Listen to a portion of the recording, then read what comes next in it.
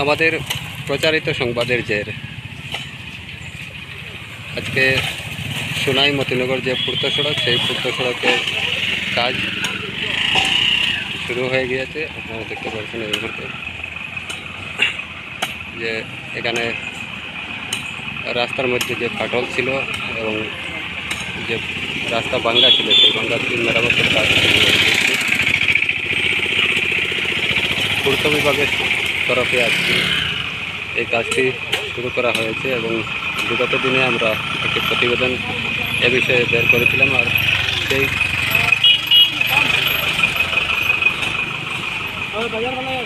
সংবাদের জেরে ইতিমধ্যে কাজ শুরু হয়ে গিয়েছে। আমরা দেখতে পাচ্ছি যে সোনাই এবং মতিনগর পূর্ত সড়ক যেটা রয়েছে, সেই পূর্ত সড়কের আমজুরঘাট অবধি যে রাস্তা ভাঙ্গা ছিল, সেই ভাঙ্গার মেরামতের কাজ চলছে।